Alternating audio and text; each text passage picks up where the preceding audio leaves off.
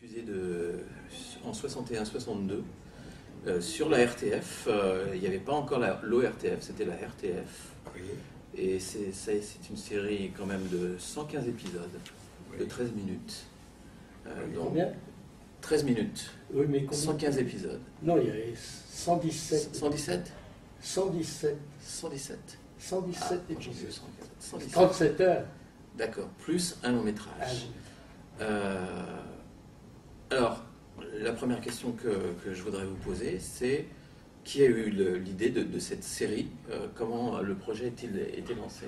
C'est Canol qui avait eu l'idée d'une histoire de jeunes, mais il ne savait pas comment trop démarrer ça. Il disait simplement des jeunes de différents milieux, voilà, etc. Et il avait commencé à écrire un peu des personnages comme ça, puis c'est une secrétaire, il dit, mais je ne sais pas trop comment appeler ça, elle dit, mais Jules Romain, il y avait un truc qui s'appelait Les Copains. Ah, il dit, oui, mais je ne peux pas prendre Les Copains, alors on peut peut-être dire Le Temps des Copains. Et c'est comme ça qu'il a commencé à écrire 2 ou 3 épisodes, et puis après 5 pour qu'on tourne les 5. Théoriquement, il était prévu juste 5, c'est-à-dire la rencontre, etc. Et c'est parti comme ça. Et donc, ce temps-là, c'est vraiment Les Copains, parce que nous, on se voit peut-être une fois tous les 15 jours ou toutes les semaines. On sort ensemble, ça fait quand même 60 ans. Un petit peu avec Henri quand même, mais beaucoup plus tous les deux. C'est vrai, c'est on sort au théâtre, au concert, etc., etc.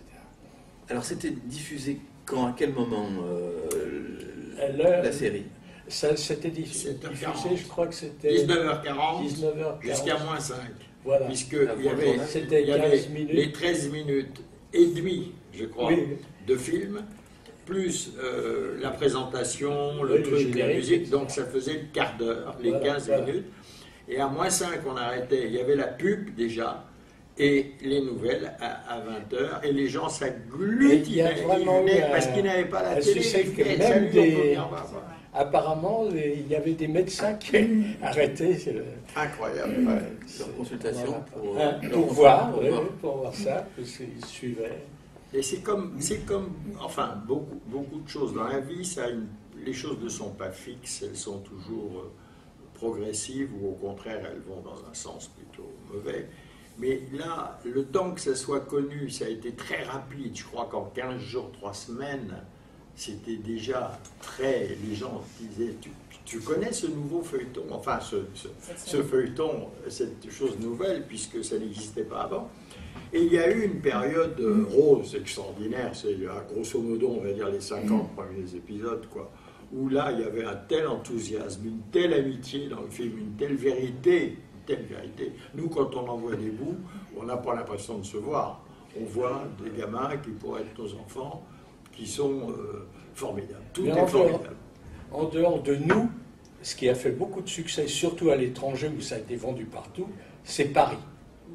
Parce que tourner en décor ils ont su on va venir au décor. Montrer Paris partout, puisqu'on allait dans les cimetières, on allait le jour des morts, on visitait Paris et on faisait vendre Paris en même temps. Oui, mais c'est une très bonne idée. On a utilisé Paris en fond de décor. C'est vrai que c'est superbe à ce niveau-là. Alors, pas loin d'ici d'ailleurs, pas loin d'ici, puisque c'est beaucoup le quartier latin qui est filmé, la rue Mouffetard et puis les quais. Beaucoup, oui, absolument. Qui est Notre-Dame. Alors, ce que disait tout à l'heure Claude, c'est que nos personnages nous ont fait du tort, parce qu'après on parle. Mais moi, c'était pire, parce que comme j'étais beaucoup plus âgé que le personnage, j'avais 31 ans alors qu'il avait 18. Il faisait jeune. Quand je me présentais quelques années après, évidemment, c'était pas 18 et 5, c'était 31 et 5. Alors quand on m'appelait, parce qu'il voyait le truc, mais vous êtes plus jeune, monsieur. Je dis oui, mais je peux jouer un père, je peux jouer ça. Ça marchait pas. C'est comme ça que je me suis beaucoup rabattu sur le doublage, c'est que j'avais encore plus de difficultés qu'eux, parce que moi j'ai eu vraiment Mais j'ai eu un pot inouï pour être, enfin pot ou pas pot, parce qu'on ne sait pas si ça a gêné la carrière ou pas, c'est quand j'ai été engagé. Ça faisait 5 ans que j'étais en Belgique, où j'étais assistant de Raymond Rouleau pendant des années. Et ça marchait très bien en Belgique. Je faisais du théâtre, de la télé, de la radio, etc. J'aurais pu y rester. Puis je suis venu passer 8 jours à Paris.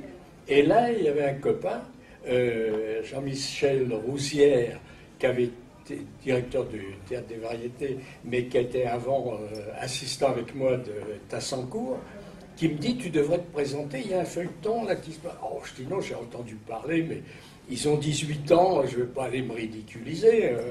Il me dit, si, tu devrais. Non, tu fais jeune. Ben, je dis non, quand même. Et il appelle Robert Guez, le metteur en scène, et il dit, je vous passe quelqu'un. Ben oui, bonjour monsieur, il paraît que vous cherchez des jeunes. Oui, quel âge avez-vous? Ben, 25 ans. Ah, il dit oui, c'est un peu âgé. Un peu âgé. Ah, écoutez, passez, puis vous ferez un essai. Et je passe, on me donne le texte, mais Guez n'était pas là. Il y avait son assistant de Zagna, qui est devenu réalisateur depuis, et puis Yvon Daquet, un Perchman. Ils me font passer l'essai, puis j'entends plus parler, sauf que, comme pour Claude, on apprend que le truc avait démarré, que, bon, on ne nous avait pas appelé. Puis là, ce coup, on m'appelle en me disant, il faut que tu viennes pour signer ton contrat. Je me dis, mais qu'est-ce qui s'est passé? Le gars n'avait pas marché, donc Guez dit, il faut qu'on passe un essai, et c'est le Perchman Yvon Daquet qui dit, mais il y a un gars qui était passé, qui était bien. Alors on cherche l'essai, on le passe à Guez qui dit, bah oui, c'est lui. Donc j'ai fait le truc, et après, il y avait un directeur de production, Jean-Paul Ferrari, que je connaissais bien, qui me dit, mais qu'est-ce que tu fais là? Ben, je dis, je viens signer mon contrat. Ben, il me dit, mais t'as pas l'âge. Je dis, oui, mais ils m'ont engagé. Alors, voilà. Et donc, je suis pas retourné en Belgique. Et lui vous aviez déjà fait votre carrière à la télévision, vous avez été choisi en fonction de ça, vous savez? Non, moi c'est une annonce, c'est pareil, c'est quelqu'un que j'avais rencontré qui me dit, mais pourquoi tu ne vas pas te présenter? Mais j'étais pas au courant, mais il dit, ben, c'est un gars un peu chic, bonne famille, machin et tout ça, il faut forcer un peu le côté bonne famille, bon garçon. Alors je suis allé me présenter en m'habillant un peu comme était le personnage. Ils ont trouvé ça intéressant, alors il en est resté, je ne sais plus, il y a eu énormément de jeunes qui se sont présentés, une vingtaine, et puis 10, et puis 5, et puis 2, et là je faisais partie des 2 qui étaient probablement promus à faire le truc, et puis on me dit, ben non, c'est pas vous, c'est l'autre. Et l'autre, c'était un très beau garçon, blond, pas du tout mon style, tout à fait autre chose, qui était à l'époque jeune comédien, et donc on l'engage pour tourner le premier film. Et puis la direction dit, ben non, c'est pas pour lui, il est triste, il n'a pas le machin. Et donc ça fait le même coup, on m'a rappelé, on me dit, on va retourner le film avec toi, là. Et donc on a refait le premier épisode, ils ont dit, mais oui, c'est lui. Allez, et alors, au départ, il n'a jamais été question, je ne sais pas si tu as raison de dire que c'était 5, pour moi c'est 6, mais je peux me tromper. Ah non, c'est 5. Bon, alors, au départ, il y avait 5 épisodes, c'est tout, ça faisait 1 heure de film. C'est après le tournage de ça qu'ils se sont dit, mais c'est formidable, on va doubler. Et de 5, on est passé à 10, et c'est comme ça. C'était 13. À chaque fois, moi, c'est passé à chaque fois, on remettait une autre série, arrivé à 50, quand on nous a dit, ben on continue. On s'est demandé comment ça s'arrêterait. Aujourd'hui, ça ne s'arrêterait plus, hein, parce qu'aujourd'hui, on ne travaille plus avec un scénariste, comme était donc Jean Canol à l'époque, mais des groupements. D'ailleurs, c'est formidable, parce qu'il y a une émulation dans le travail, c'est une très bonne idée, ça. Mais du coup, il n'y a qu'à voir la fameuse série là, qui dure depuis 10 ans. Oui. Là, midi, là. Ouais. Enfin bon. Hein? Plus belle la vie. Plus belle la vie. Non, un autre encore. Étranger. Non, français. Enfin bon, bref.